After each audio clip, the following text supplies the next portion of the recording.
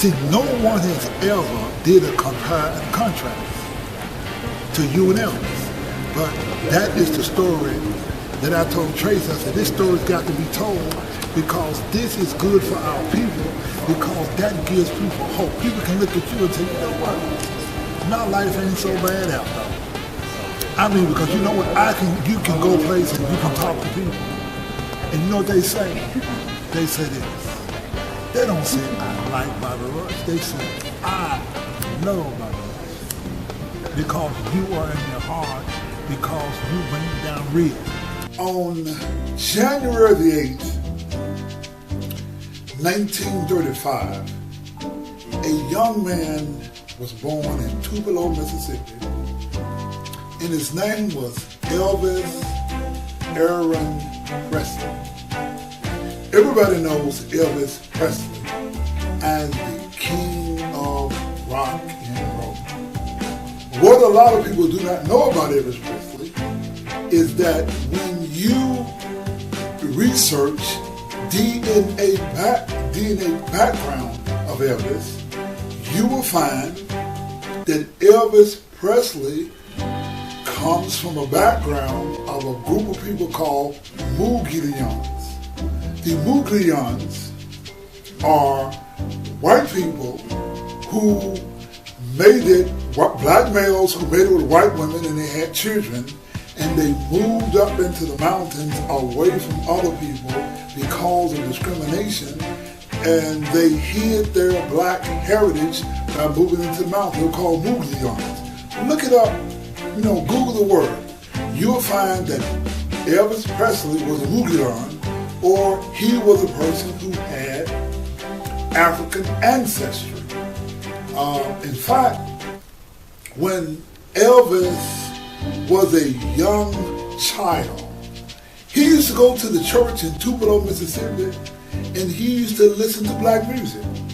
In fact, in 1946, on the radio, when Elvis Presley was only, 8 years old, there was a man, a 41-year-old African-American man from Forest, Mississippi. His name was Arthur Crudup. They used to call him Big Arthur Crudup. And Big Arthur Crudup used to play the guitar.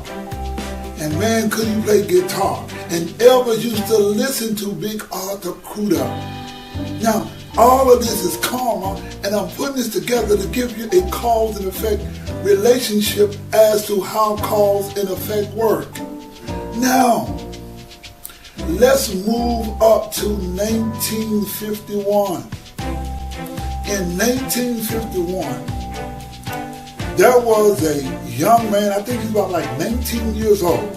His name was Ike Turner. You've heard of Ike Turner, the husband of the famed rock and roll singer Tina Turner. Well, Ike Turner and Jackie Brimstone came to Memphis, came right into my hometown of Memphis, just right down the street there, at Sun Recording Studios, and they recorded the first rock and roll song in Memphis, Tennessee in 1951. Now, let's go to 1954. In 1954, there was a man by the name of Sam Phillips. And Sam Phillips was the guy that owned Sun Recording Studios. And Sam was saying, wow, this music is so great if we can only find a white man who can sing black music. And there it was. There was a man by the name of Elvis Aaron Presley, who was a young guy that when he moved to Memphis, Tennessee, he used to hang out with the Newman family on Bill Street. He used to go there to hang out with the Newman, and Newman played the guitar, and he taught Elvis how to shake. And there was the Newman brothers. One played the guitar, and one played the piano, and one played the drum. This is the Newman family in Memphis. And the Newman that played the guitar, he taught Elvis how to shake. Now, Elvis, when he got out of school in Memphis, he used to drive a gravel truck, and he used to go to this club where the black folk used to play on 11th Street, just across the street there in West Memphis, Arkansas. And Ike Turner be playing the guitar and had the big old stand-up piano, and Ike Turner be shaking or what have you. And so Elvis used to knock on the door, and as a white man, he used to come out there and hang out with the brothers. So Elvis used to go and hear Ike Turner play and learn how to shake and grab this black music. But you know, in 1954, Elvis stopped by some recording studios, and all of the time he had this black music in his heart because there was a cause and effect relationship. Because even as a kid, Elvis used to go right down the street in Memphis to a church on Trigg Avenue, and there was Dr. Herbert Brewster. And Elvis used to go and sit up in the balcony as a white man and listen to Dr. Herbert Brewster and the black choir. He always had a fascination with the black music. So it's no surprise that in 1954, when Elvis went to Sun Recording Studios, he recorded a song called That's All Right Mama. Something like this. That's all right, mama. That's all right with me. That's all right, mama. That's all right. That's all right. Well, Elvis recorded this song that he heard when he was 8 years old. It was recorded in 1946 by Big Arthur Crudup. Well, Big Arthur Crudup never really made anything. Never made any money. He never got anything. Whereas Elvis Presley became the king of rock and roll. And many of the African Americans who created this great music, many of them couldn't have never matched the success that Elvis Presley got. I mean, Elvis lives right here in Memphis, even today, that after his death, his home is the largest tourist attraction in Memphis. In fact, when you look at the top travel magazines, they have Memphis, Tennessee listed as one of the most top 20 places to visit in the world. And the reason being is because Memphis, Tennessee is the birth of blues, jazz, soul, and rock and roll. There's a karma here in Memphis. There's a karma. Right down the street, Tina Turner, just about 60 miles. She grew up in Nutbush, Tennessee. The blues, B.B. King, W.C. Handy. Memphis has a music karma. We have Stax music here. Now, let's see what happened. Like a lot of African Americans say, wow, Elvis Presley stole our music. Well, I don't say that Elvis stole the music, but certainly Elvis Presley was a major contributor to the growth and development of black music, in that he was a person or the catalyst that made the music acceptable. This was Elvis Presley's karma, because this lecture is about karma. But there are so many stories to the word karma. Now, what most people do not know is that Elvis Presley had another karma that the Buddha Shakyamuni talked about over 3,000 years ago in a sutra called the Nirvana Sutra. And let me share with you how deep Buddhism goes, and share with you how this karma ties into Elvis Aaron Presley. Now, let's see.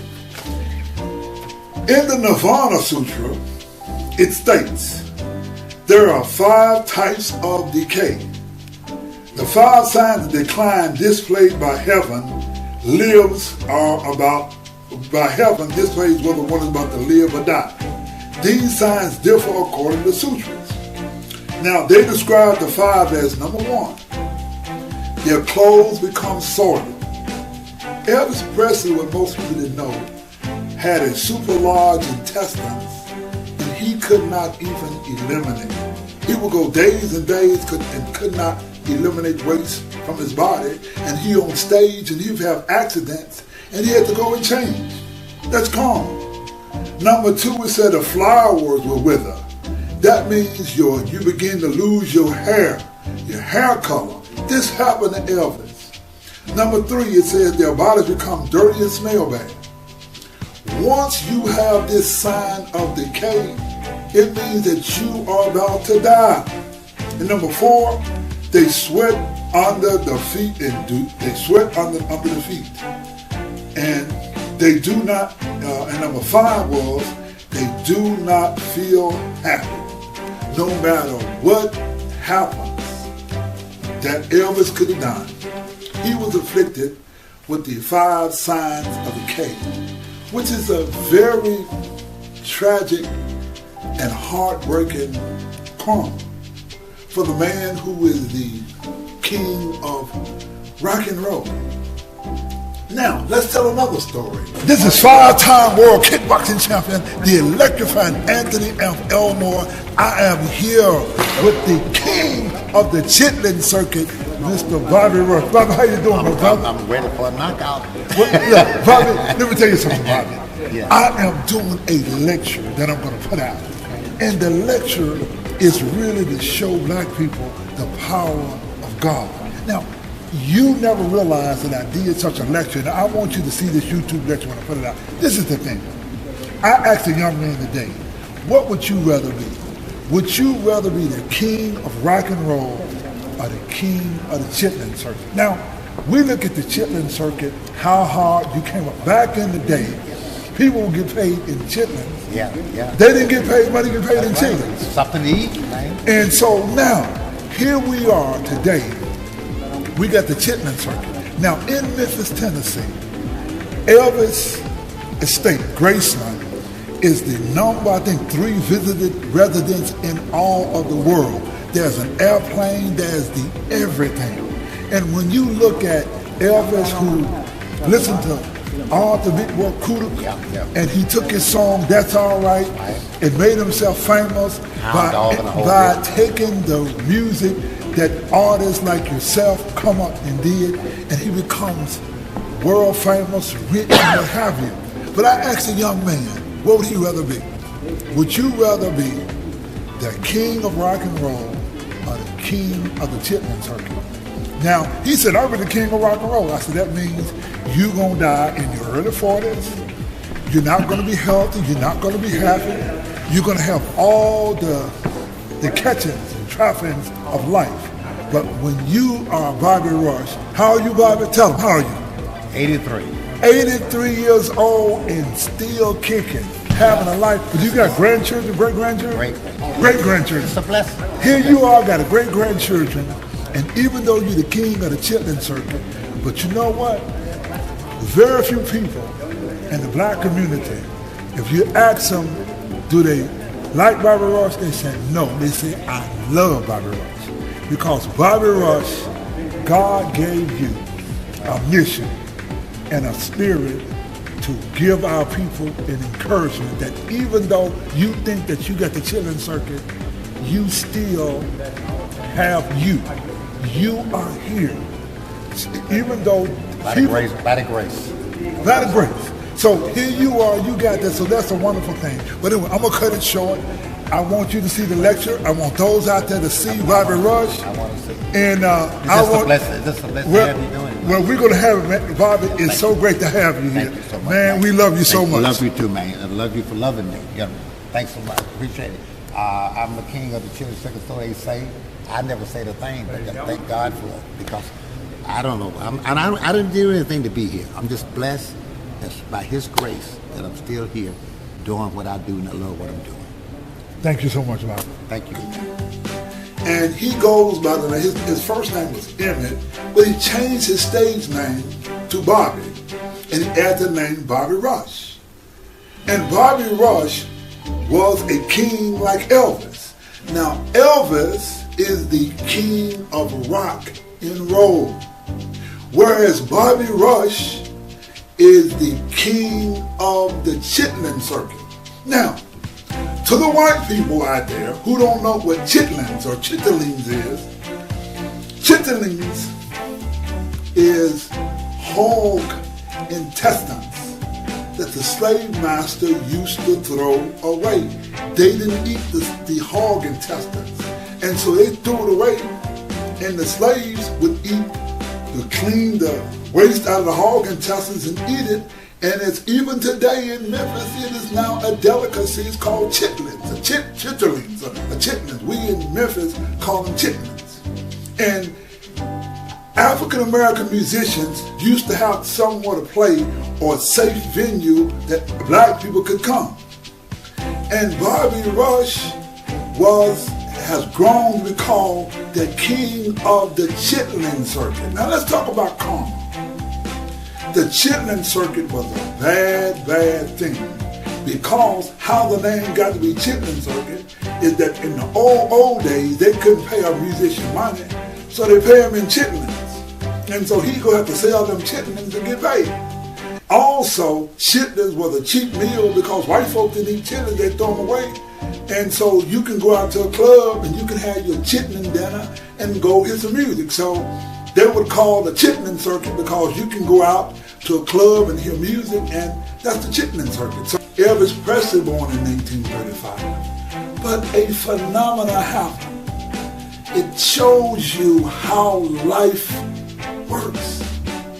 That when you think about it and you go and you see the Elvis Presley estate and you see all the majestic and all the hoopla that surrounds Elvis Presley, and you says, wow, this is the greatest guy in the world and the greatest music in the world, which it was. Elvis is a great and fantastic musician, and he is the king of rock and roll music. Now, look at the life of a black man, and he says, wow, Big Arthur Kuda didn't get anything for his music. All these black people didn't get anything for their music. Life, it seems so unjust. But, and what's exciting about Bobby Rush, it gives you faith in the law of cause and effect and equality. Even though a lot of the African Americans didn't get credit for the music that we created, and a man like Elvis got the credit and gets all the glory. But when you look at a man like Bobby Rush, who was born the same year, who grew up in the Chitlin Circuit, who listened to blues guys like Elmore James and Harlan Wolf, and he played guitar and he did things. We have today a Bobby Rush.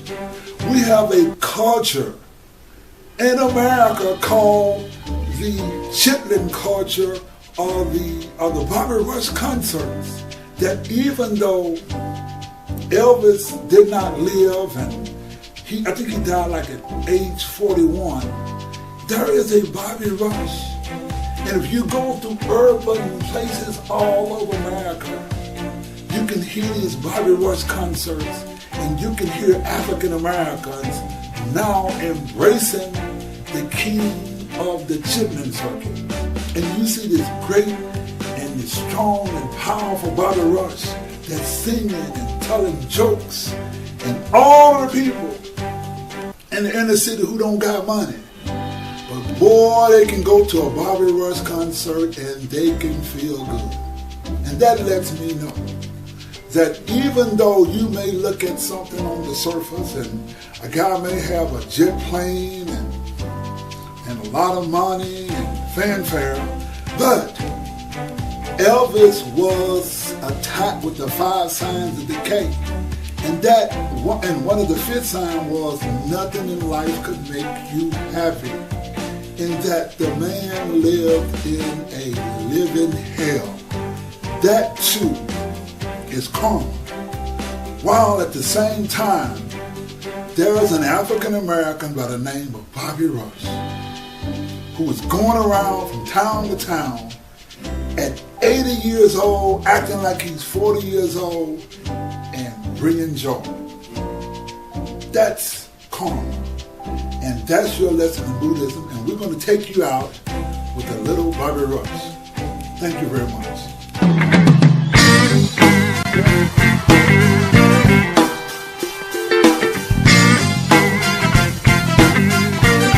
Hey, y'all. I said, hey, y'all.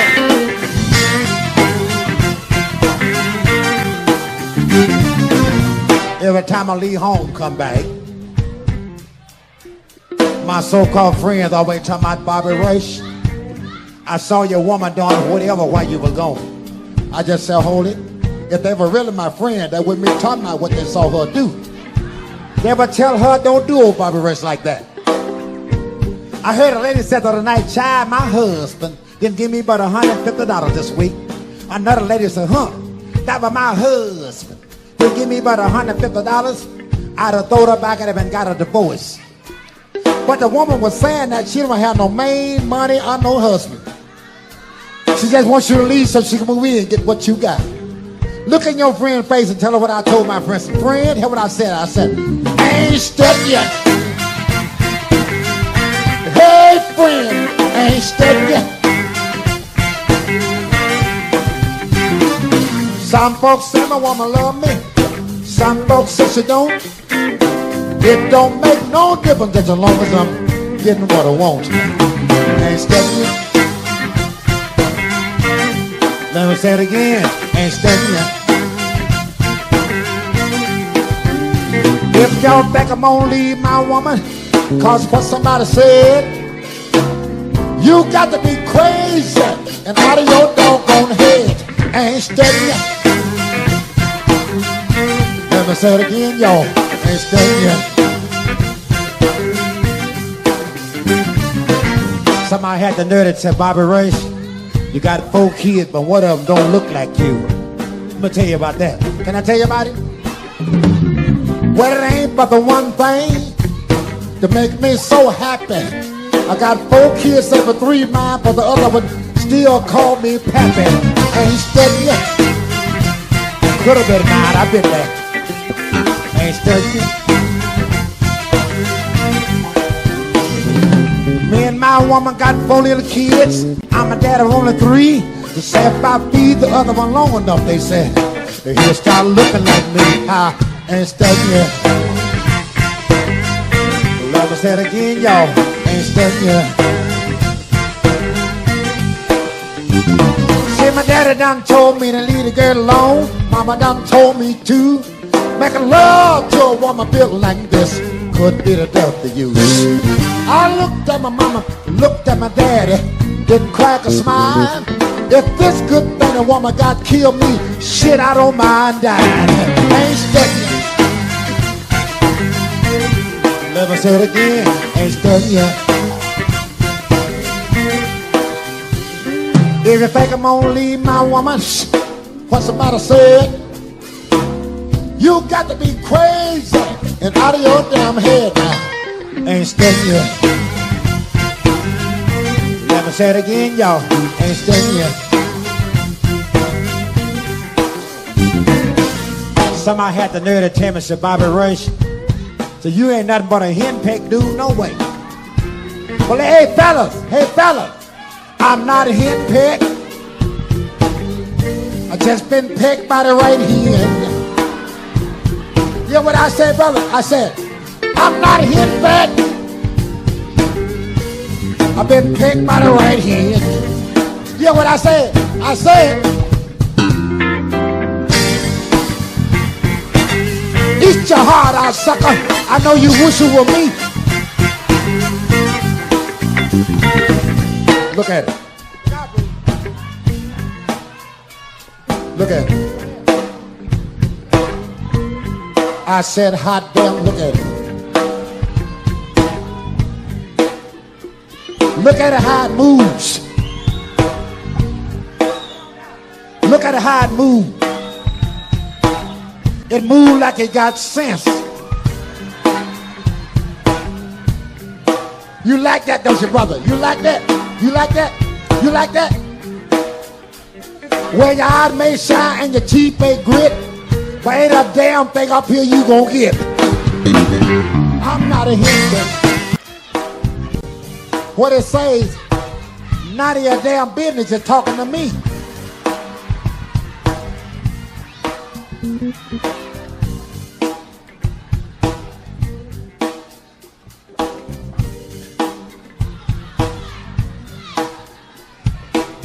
Not only can it talk, it can sing too. You don't believe it can sing? You don't believe it? Sing, bud.